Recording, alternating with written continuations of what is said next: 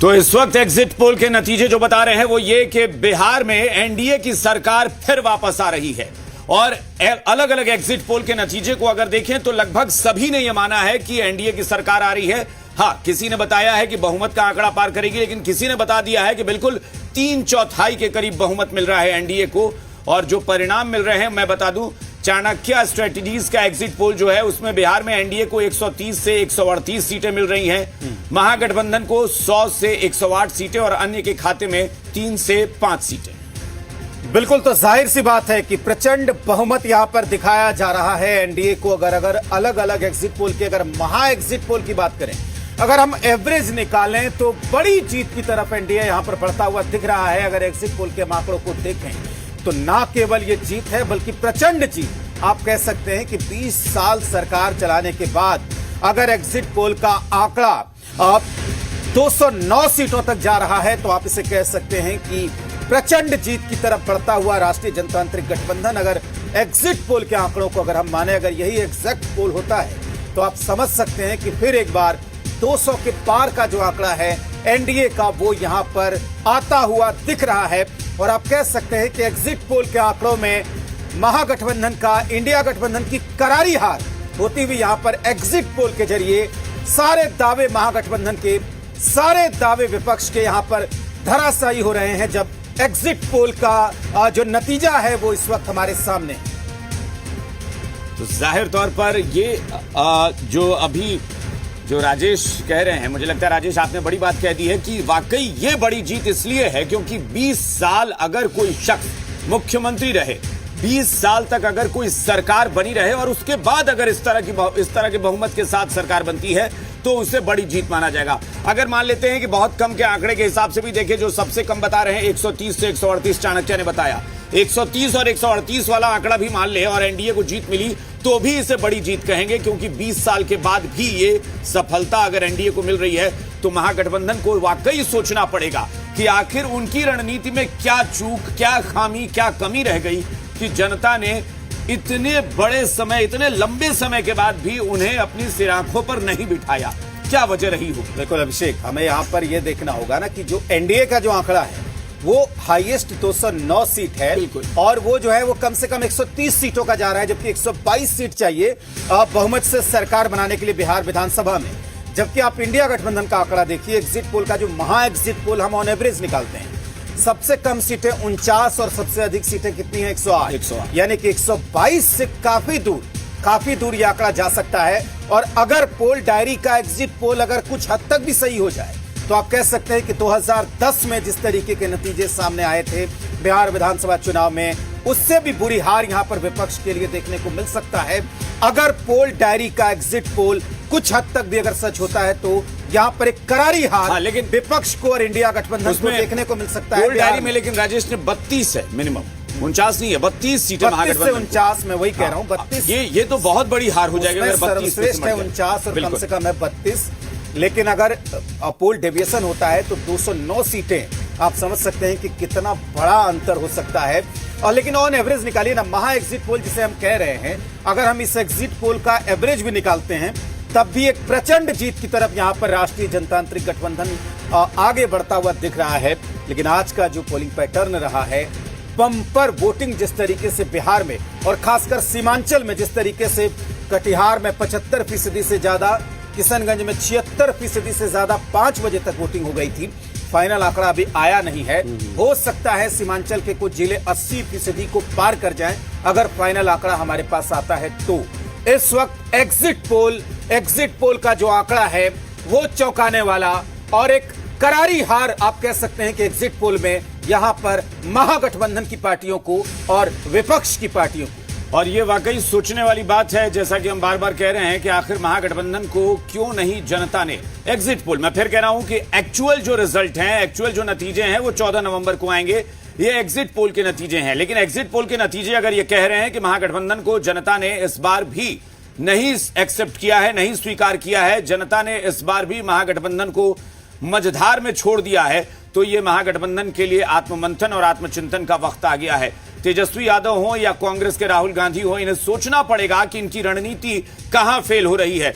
क्या जनता ने वोट चोरी जैसे मुद्दों को बिल्कुल नकार दिया कि ये बेतुकी बातें हैं? क्या जनता ने चुनाव में धांधली की बात को सिरे से खारिज कर दिया? क्या एसआईआर की खिलाफत करना महागठबंधन को भारी पड़ गया? क्या सरकार के बारे में यह कहना कि सरकार ने विकास का कार्य कुछ किया ही नहीं है, क्या इसे भी जनता ने नहीं स्वीकार किया? ये सारे मुद्दे उठेंगे और इनका सारों का विश्लेषण होगा कि आखिर जनता ने महागठबंधन की किसी बात पर विश्वास क्यों नहीं किया अगर ये 14 नवंबर को यही नतीजे रह जाते हैं तो।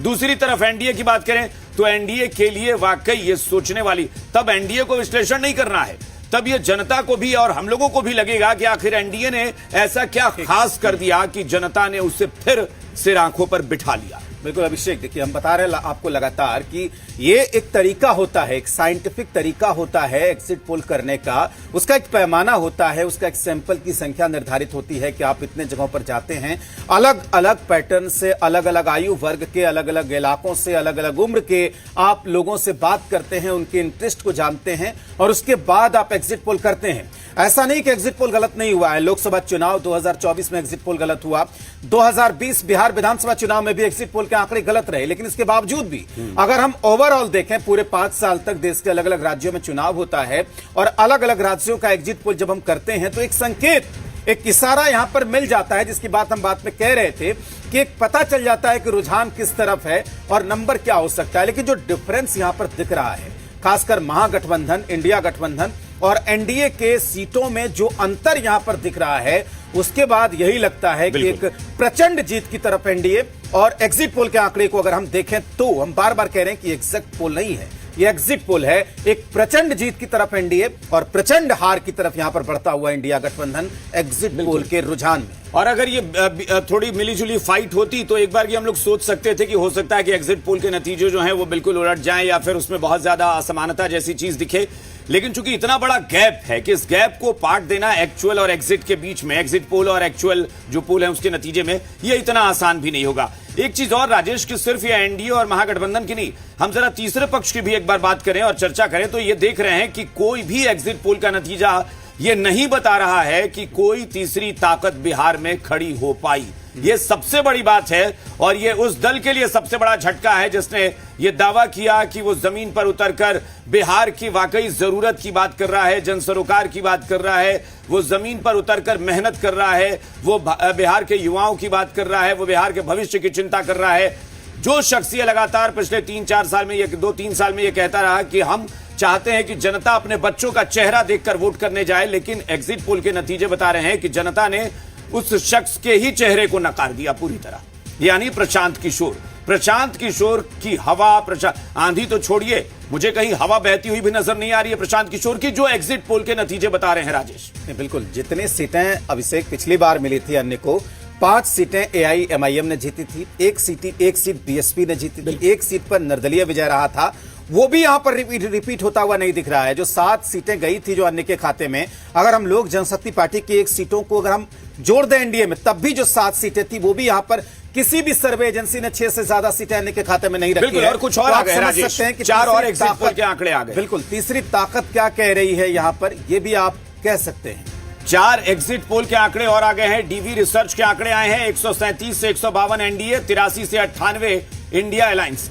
पीपल्स इनसाइट के आंकड़े हैं 133 से 148 एनडीए को और 87 से 102 महागठबंधन। जेवीसी पोल के आंकड़े बता रहे हैं 135 से 150 एनडीए, 88 से 103 इंडिया गठबंधन। और टीआईएफ रिसर्च के आंकड़े कह रहे हैं कि 145 से 163 और 76 से 95 ये आंकड़े।